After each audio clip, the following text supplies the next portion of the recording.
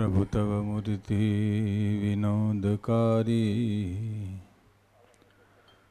पड़पण जो विसरे नहीं विसारी। जुगल चरण सोड़ चिन्ह जेह, नजर समीपे रहो यमारी एह। इष्टदेव निज मंदिर में विराजमान वाला वाला स्वामी भगवान लक्ष्मीनारायण देव गोपीनाथ जी महाराज, कथाना वक्ता पूज्यपाद कोठारी स्वामी श्री न्यालकंठदास जी स्वामी તેમજ તમામ બ્રહ્મનિષ્ઠ સંતો, મારી સાથે પધારેલા પવિત્ર સ્વામી, યજમાનશ્રીઓ, દરેક વાલા ભક્તોને ભાવથી જય સ્વામિનારાયણ. સુરતમાં તાપી કાંઠે સરસ મજાનું અક્ષરધામ તોલની મંદિર, એમાં આ પ્રસાદીભૂત જગ્યા ભગવાન સ્વામિનારાયણ અહીંયા ખુદ રહેલા છે. નંદ સંતો પણ આ જગ્યામાં ખૂબ ઉતરેલા છે. સત્સંગ ને ભજન ખૂબ આ જગ્યા પર થયેલું છે. મહારાજે રાજીપા રૂપે પાઘ પણ અહીંયા અદ્યસર કોટવાળને આપેલી છે. એવી આ પ્રસાદીભૂત જગ્યા, એમાં ચૈત્ર માસમાં સરસ મજાની બાળ પ્રભુ ઘનશ્યામ મહારાજના ચરિત્રોની કથા, એના વક્તા પૂજ્યપાદ ન્યાલકંઠ સ્વામી બહુ સારી આપણે કથા વાર્તા સંભળાવે છે. બહુ સરળ, નિર્માની, સાધુતાયુક્ત જેનું જીવન છે. આખું મંડળ જ દિવ્ય છે. પૂજ્ય ધ્યાની સ્વામીનું સંત મંડળ, એના હરિભક્તો, આજ્ઞા અને ઉપાસનાની સ્વામીએ બધા હરિભક્તોને એક એકને બહુ બેસી એની દૃઢતા કરાવી છે. એવું સરસ મજાનું આ દિવ્ય મંડળ છે. તમે બધા ખૂબ ભાગ્યશાળી છો કે આવા સંતોના મુખે તમને રોજે કથા વાર્તાનો લાભ મળે છે, દર્શનનો લાભ મળે છે. એમાંય અમારા યજમાન હરિકૃષ્ણભાઈ તો ખૂબ ભાગ્યશાળી છે. બહુ એ પરિવાર પણ બહુ દિવ્ય છે. ભક્તિને રંગે કરીને રંગાયેલો છે. એમાંય સ્વામીનો યોગમાં આવ્યા પછી તો ઓર એના જીવનમાં સત્સંગ દ્રઢ થયો છે. એવા યજમાન હરિકૃષ્ણભાઈ પરીખ, તમે પણ ખૂબ ભાગ્યશાળી છો. ને આ 9 દિવસ સુધી, 9 દિવસ ને સ્વામી, 8 દિવસ, 8 દિવસ, 7 દિવસ કરીને પછી ભગવાનનો જન્મોત્સવ, એમ 8 દિવસનો પ્રોગ્રામ રાત્રે સ્વામીએ રાખેલો છે. એમાં સરસ મજાનું ભોજનાલય બનાવ્યું છે, બહુ અદ્યતન સુવિધાયુક્ત. એનું ઉદ્ઘાટન પણ મારા શ્રી દ્વારા વડીલ સંતોના હાથે થશે. બહુ ટૂંક સમયમાં સરસ મજાનું ભોજનાલય તૈયાર થયું છે. બસ મેન આપણી સત્સંગનો બેજ કથા વાર્તા છે. સત્સંગનો બેજ કથા વાર્તાથી જ હરિભક્તોમાં પોષણ થાય છે. એટલે મહારાજે કીધું છે કે જેમ ગ્રહસ્થો તમારી અન્વસ્ત્રે કરીને સેવા કરે છે, તો તમે સંતોએ પણ હરિભક્તોને કથા વાર્તા રૂપી સેવા કરવી. અને ગુણાત્યાન સ્વામી એક ફરે પુસ્તક બાંધતા તેમાંથી પડી ગયું. સ્વામી કે પુસ્તક બાંધવા રહેવું તો ક્યારે કથા ક્યારે કરશું, બસ કથા વાર્તાનો ક્યારેય હોપો પડવા દીધો નહીં. એમ આ સંતો પણ અહીંયા રહીને તમને ખૂબ સત્સંગનું કથા વાર્તા દ્વારા પોષણ કરી રહ્યા છે. ને જ્યાં જ્યાં કથા વાર્તા છે ત્યાં જ લીલો ઘેરો દેખાય છે. ત્યાં નિયમ ધર્મયુક્ત જે હરિભક્તો, પૂજા પાઠવાળા, કપાળમાં તિલક ચાંદલાવાળા હરિભક્તો, ત્યાં જ તમને દર્શન થાય. બાકી જ્યાં કથા વાર્તા નથી ત્યાં નિયમ ધર્મ, ભગવાનની ભક્તિ ધીરે ધીરે બધી જતી રહે છે. ને નવધા ભક્તિમાંય પણ પહેલી સાધુનો પ્રસંગ, સાધુની કથા વાર્તા, એ જ નવધા ભક્તિમાં મુખ્ય ભક્તિ છે. માટે હંમેશાને માટે સંતોનો સમાગમ કરવો. એમાં આવા બ્રહ્મનિષ્ઠ સંતોને મુખે કરીને જો કથા વાર્તા આપણે સાંભળીએ તો આપણા કાનના પાપ બળી જાય. એના દર્શન કરીએ તો આંખના પાપ બળી જાય. એને સ્પર્શ કરીએ તો ચામડીના પાપ બળી જાય. એને હૃદયમાં સંભાળીએ તો હૃદયના પાપ પણ બળી જાય. અને ભગવાન અખંડ દેખાવા માંડે. તો પૂજ્ય ધ્યાની સ્વામી જેવા સાધુ એની જોડે ન મળે. જે નંદ સંતોની હરોળના જે સાધુ, એ મહિલા સાધુ ને 94 વર્ષની ઉંમરે પણ એક યુવાનને શરમાવે એવું સરસ મજાની સેવા કરતા હોય ત્યારે આપણે એમ થાય કે આ ઉંમરે પણ સ્વામીને સેજય આળસ નથી એમ. નકર આપણે તો શું છે કે ઉંમર થાય એટલે એમ થાય કે ખૂબ કર્યું, હવે તો શાંતિથી લઈએ એમ. પણ સ્વામીએ તો દિવસને રાત જોયા વિના સત્સંગના, સંતોના, હરિભક્તોના હિત માટે આખી જિંદગી સત્સંગનું પોષણ કર્યું છે.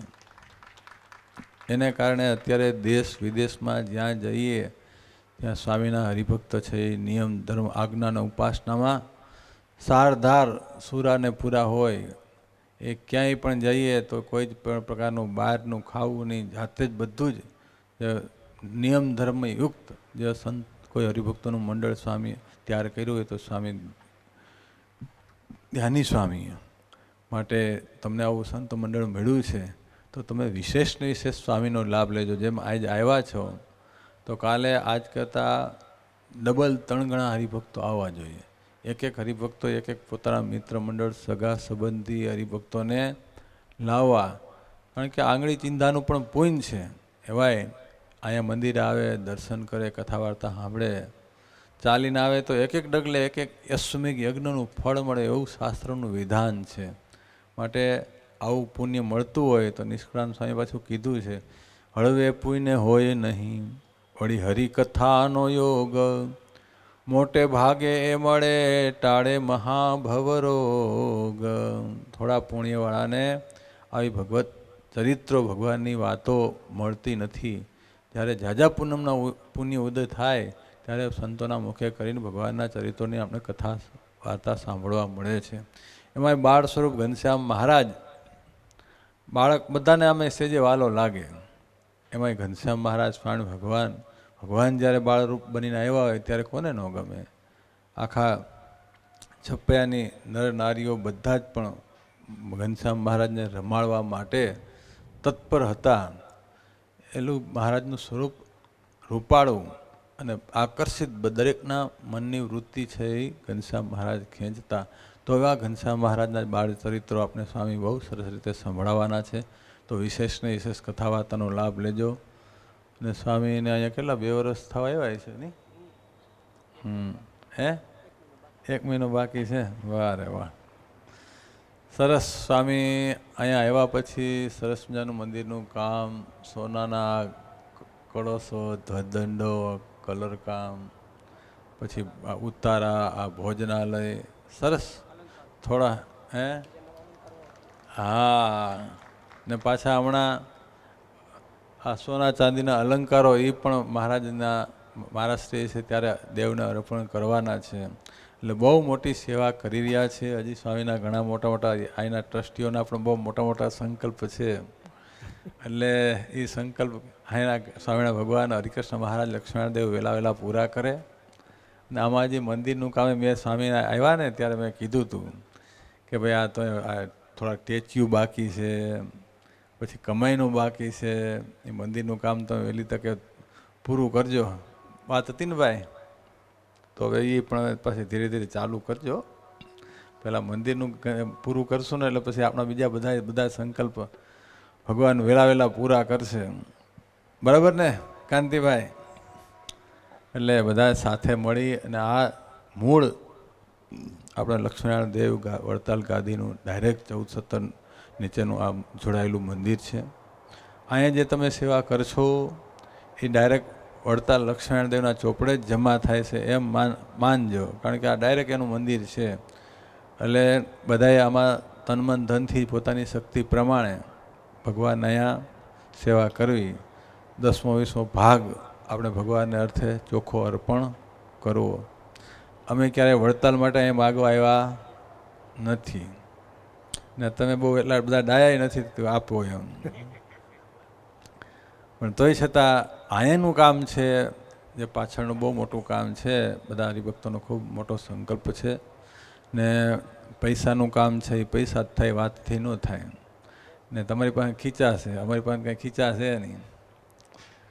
એટલે બધા હરિભક્તોએ જો વડતાલથી પણ મદદ કરશે, વડતાલ સંસ્થા પણ તમારે બધાએ પણ આમાં કૃષ્ણ ભગવાને કેમ ગોવર્ધન પર્વત તોડ્યો હતો ને ગોવાળિયા બધા લાકડીના ટેકા આપ્યા હતા. એમ ભગવાનનું કાર્ય છે, ભગવાન કરશે, પણ આપણે ગોવાળિયા બની અને બધાએ આમાં લાકડીના ટેકા ભરાવાના છે. ભરાવશો ને બધા? બસ બધા ત્યાર રહેજો. સ્વામી જ્યારે કહે ત્યારે બધાએ તન મન ધનથી સેવા કરવાની છે, કારણ કે આ મંદિર છે આપણું છે. આપણે અહીંયા કાયમી આ મોક્ષનું સદાવત છે, એટલે અહીંયાથી આપણે મોક્ષ લેવાનો છે. ને પછી હાથ પગ ન્યા લે એટલે અહીંયા ભજન કરવાનું છે સ્વામિનારાયણ ભગવાન પાસે મંદિરમાં બેસીને. એટલે આપણું મોક્ષનું સદાવત આ છે, તો અહીંયા રહીને વધારે ભજન થાય. ને ઘરે તમે એક માળા કરો ને મંદિરે 100 માળા કરો, બેયનું ફળ હરખું છે. એટલે મંદિર આવીને વિશેષ સત્સંગ ભજન કરજો. અને આ ઉત્સવમાં જે હરિભક્તોએ તન મન ધનથી સેવા કરી છે એનું હરિકૃષ્ણ મહારાજ, લક્ષ્મીનારાયણ દેવ સર્વ પ્રકારે મંગલ કરે. મારા હરિકૃષ્ણભાઈ પરીખનો પરિવાર ખૂબ ભાગ્યશાળી છે. બીજા કોણ યજમાન છે? આપણે હવે બધા આવી ગયા. જેમાં સેવા કરી છે બધાનું ભગવાન ખૂબ મંગલ કરે એવી ભગવાનના ચરણોમાં પ્રાર્થના સાથે બધા ભક્તોને ભાવથી જય સ્વામિનારાયણ.